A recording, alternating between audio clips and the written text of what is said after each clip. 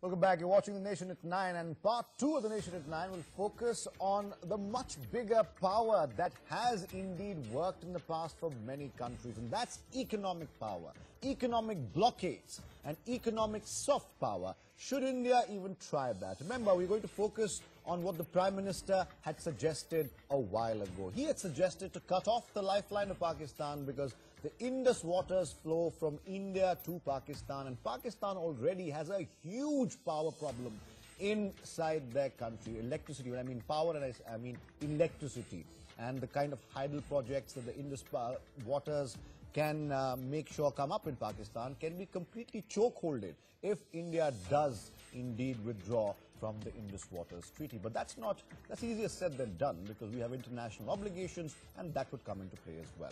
We'll take a look at the story first, and I come back with big questions about the economic might that India can show Pakistan to make sure that Pakistan at least takes a couple of steps back from its shenanigans. Take a look at this. Indus water treaty जो है, जिसमें हिंदुस्तान के हक का पानी है, जो पाकिस्तान में बह जाता है, अब वो बूंद बूंद पानी रोक करके मैं पंजाब के, जम्मू कश्मीर के, हिंदुस्तान के किसानों के लिए वो पानी लाने के लिए कृतसंकल्प हूं। With that, the bugle was sounded. When it comes to dealing with our wily neighbor, India must weigh its options. Ironically, while there is blood on the border, India continues to be the lifeline of Pakistan's trade. India's exports have increased to a staggering $196 million. After all, India has granted Pakistan the MFN status. However, it is yet to reciprocate.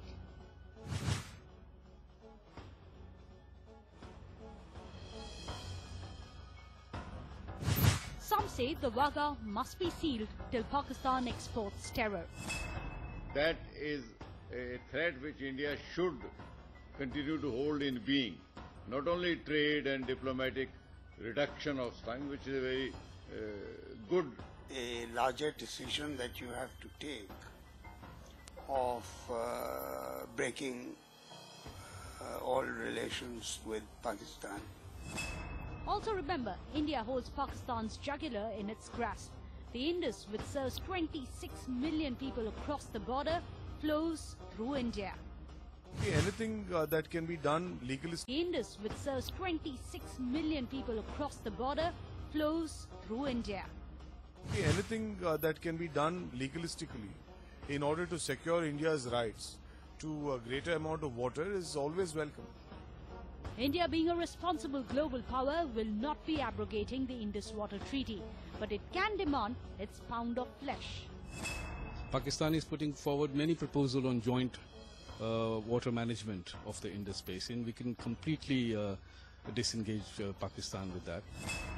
While Pakistan refuses to mend its ways, they forget that India holds its jugular in its grasp. With Geeta Mohan, Bureau Report, News X. Big questions tonight on part 2 of The Nation at 9. Can the Indus Waters formula, as proposed by the Prime Minister, be implemented without consequences? That's the first question I want to ask my panelists, because even though the Prime Minister says he will sacrifice and plan and strategize to make sure that water is used in India, can it really be done? Question number 2 tonight on this part of The Nation at 9. Is it now time to scale down trade with Pakistan? Remember, Pakistan is India's most favored nation, but Pakistan has not reciprocated that with India. Question number 3 tonight, why stick with MFN status when Pakistan hasn't reciprocated the same to India? And the biggest question tonight on The Nation at 9, will an economic blockade, and when I say economic blockade, I mean measures, sanctions, the whole shebang. Will an economic blockade be more effective, or can it be more effective than any military measure India can or will take in the future against Pakistan? Those are the questions I'm putting to my panelists. Sudesh Verma from the BJP, Major General Bakshi. Joining us as well is Vivek Kachchu, former MEA Secretary, as well as Brahma Chalani, the strategic affairs expert. He joins us via Skype. Arslan Bhatti continues to be with us from Pakistan via Skype. He's the Bureau Chief of Dunya News in Pakistan. Vivek Kachchu, Ambassador Kachchu, I'd like to start with you. Even though the Prime Minister has made a bold statement about trying to make sure that Pakistan has to pay in other ways, of course, referring to the Indus Waters Treaty. But it is really a myth that India can unilaterally abrogate the treaty. There are problems there and substantial problems to that particular plan. Let's try and educate our viewers on why India can't unilaterally pull out of the treaty. Or maybe it can, I'm not sure. Enlighten us.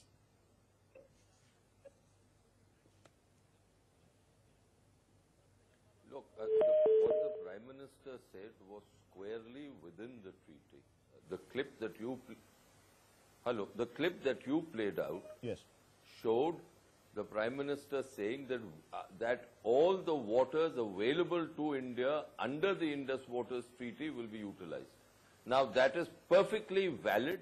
No one can have any objection to this, least of all Pakistan. Pakistan raises issues whenever we want to utilize waters on the so-called western rivers, which are the Chenab, Jhelum and the Indus. But there again, those waters, as under the treaty, we can use for non-consumptive purposes, and I'm happy that the government has taken a decision that we will go ahead, keeping within the treaty, to utilize the waters for non-consumption uses, including for electricity generation through run-of-the-river projects. So there's nothing there. Now, as far as stopping waters are concerned, I don't think that we've created any infrastructure on the western rivers to do so. And I don't think that as of now there is any indication that we propose to do so. Finally, as far as abrogation of the treaty is concerned, now there is one point here which I'll have to give a background. If the whole purpose of the Indus Waters Treaty was to give an assurance to Pakistan that India did not want to starve Pakistan of water, and the premise was that once it had received this assurance, it will mend its ways, and that goes back to 1960. Yes. Even though the treaty was unfair to Jammu and Kashmir, ironically, and governments in Jammu and Kashmir have always protested against the treaty. And Pakistan overlooks this fact whenever it, despite all its hullabaloo of support for the people of Jammu and Kashmir. So I think since the premise is no longer valid, in fact it has never been valid because Pakistan never shed its hostility, it considers India to be a permanent enemy. If we were to one day decide to walk out of the treaty, there's very little that Pakistan and the international community can do. Yes, there will be a hullabaloo that India is going back on its word, but treaties are treaties. They are supposed to be there in good times. The whole premise is good relations, but if the other side is not reciprocating and using terror, then I think we can... Fair enough. Ambassador Kaju, give me a second. Brahma Chalani is also on the panel. Brahma Chalani, as Ambassador Kaju was telling us, and I'm glad he gave us a little background on the Indus Waters Treaty and India being well within its right, because currently, according to my information, correct me if I'm wrong, out of the 20% allocated to India, India is only using about 4 to 5%. Is that right?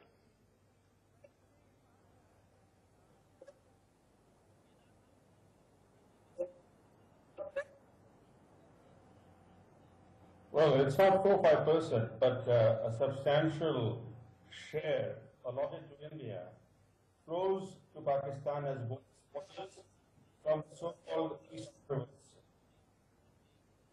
So, in addition to the 80.5 4% share of the Indus waters that Pakistan gets under the Indus Waters Treaty, it also gets a fair size of bonus waters from Ravi, Bias and Sutlej, because it hasn't sufficient storage capacity upstream.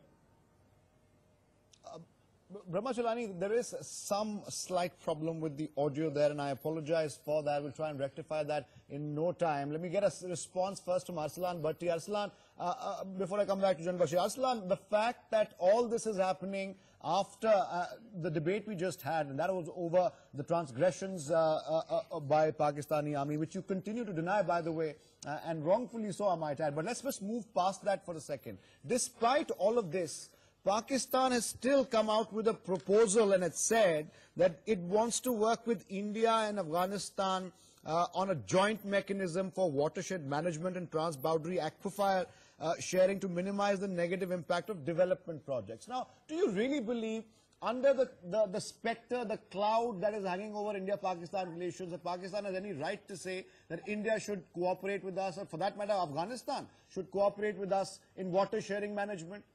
I mean, on what basis is Pakistan demanding or expecting help from India?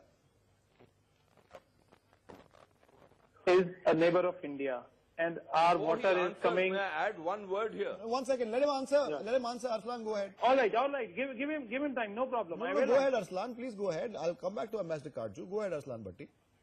Pakistan is neighbor of India, and already when the pact was signed between India and Pakistan about water record or IRSA and the Sindh agreement, already 3 rivers out of 5 from Punjab were given to India, and India was using its water. What was left with 2 rivers, that is, one is Sindh, Indus, that is the biggest river. We are using the water for agriculture purposes, for drinking purposes, and for other purposes also. Pakistan is in dire need of water. There is no second opinion about it.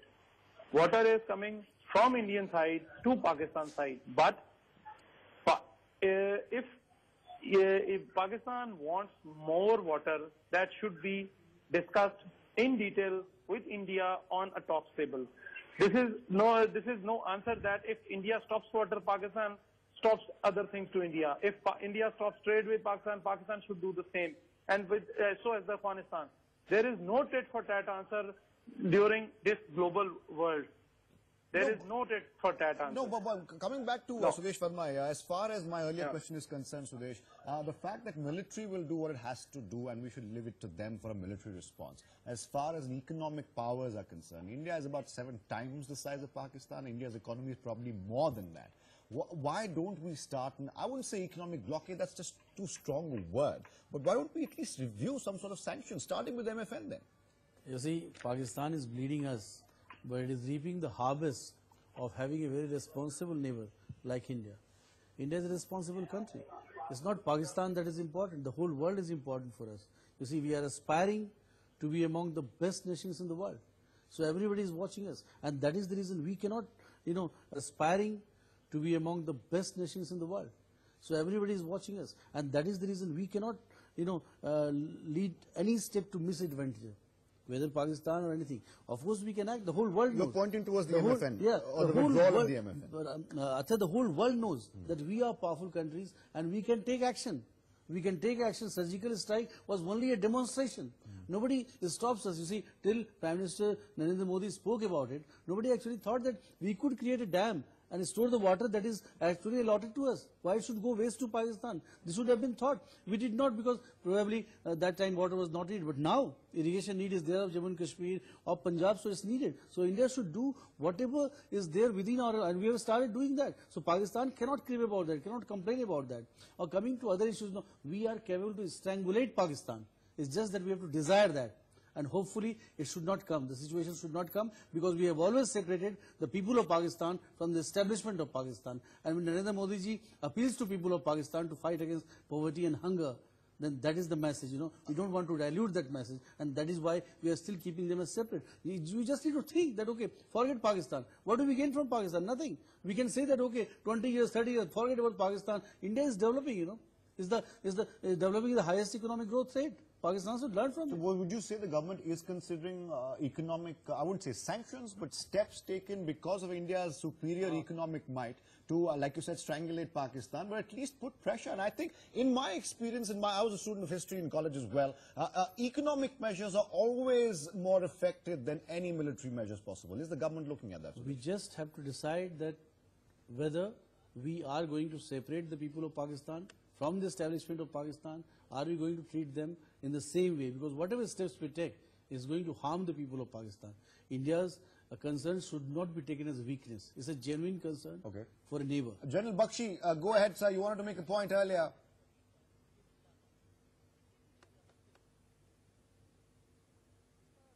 I'll just make 3 quick points.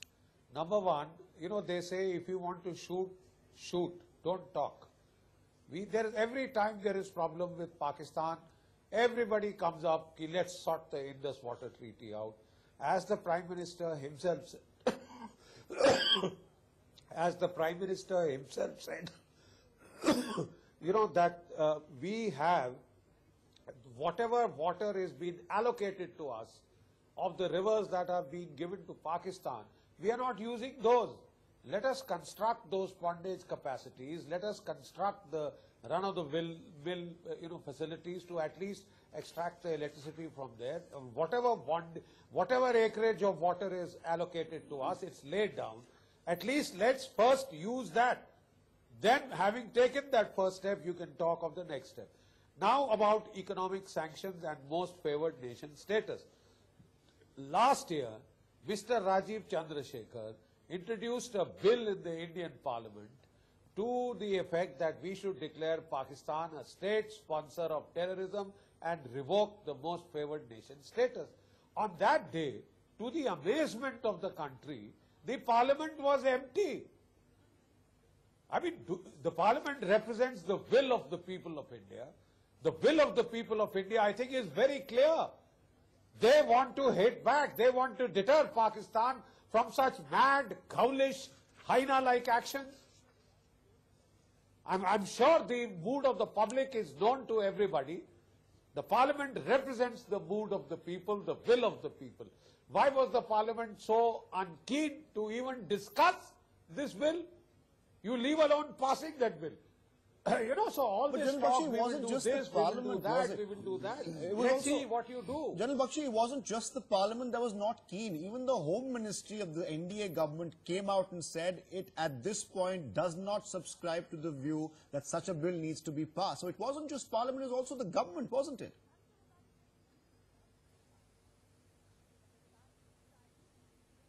So then, have your views changed now? Would you like to change your views?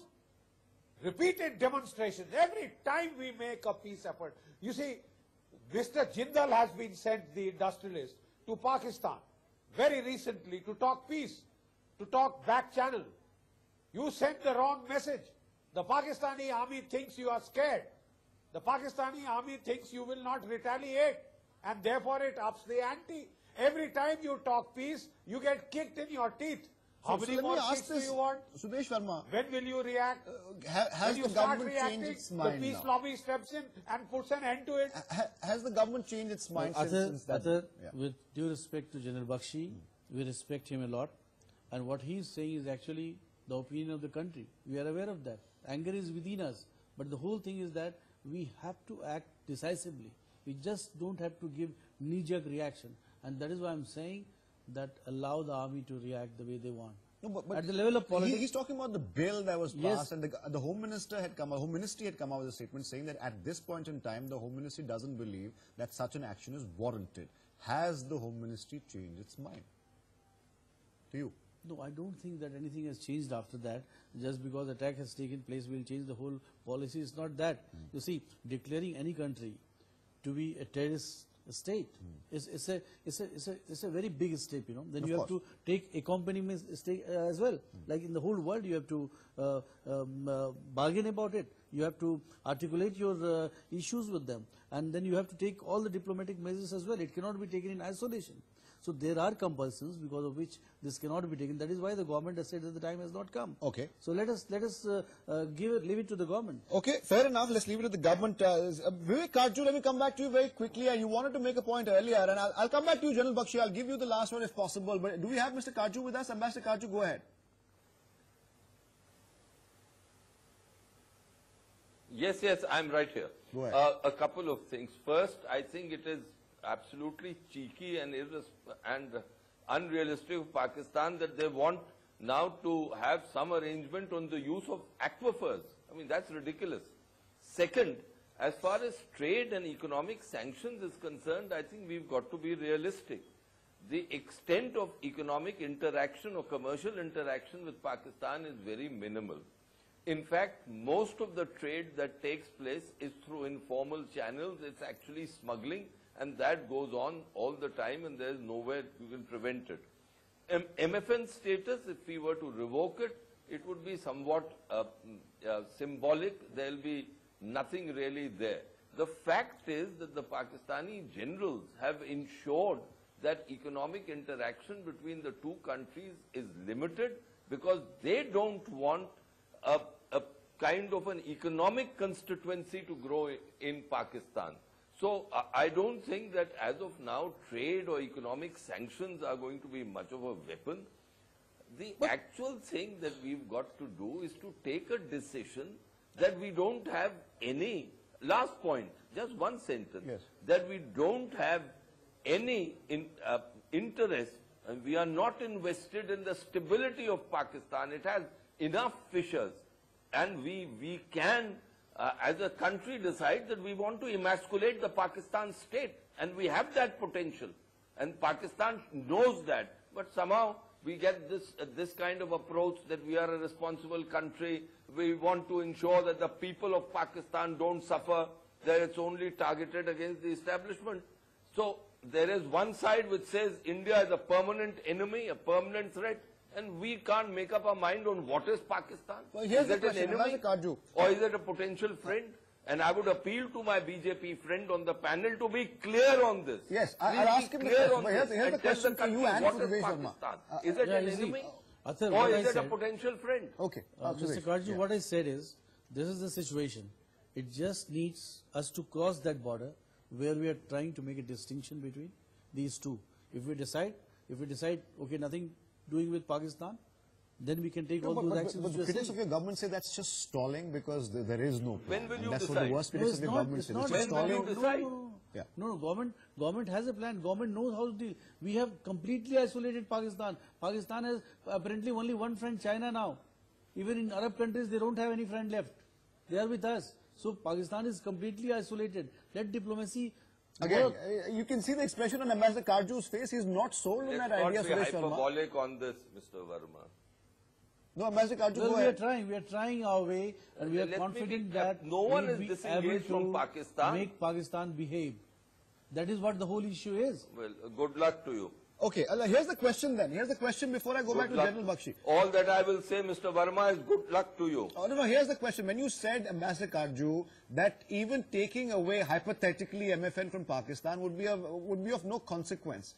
It's almost 2.3% of all trade that we, of all the exports at least that we do with across the countries across the world. Won't it be a very visible step that the government can take to at least pacify those who are asking for concrete action, if not military? It could be economic. It might not amount to much, but won't it placate a lot of people who are outraged for a variety of reasons? Now, put that question down to my idealism or my naivete, but answer that question. Athar is... No, I'm asking you a simple question. What is our purpose? Is it to stop Pakistani terrorism or is it to make symbolic points? Is Pakistani terrorism a strategic challenge to India, or is it, as it has been reduced to a matter of political management, as you say, placate people?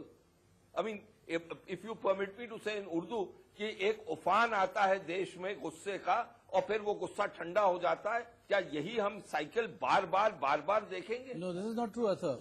Athar, you see, we are not placating anyone. I told you, if something happens at the border, we are very confident that the army will take action. They have been given complete liberty, apparently they never had before.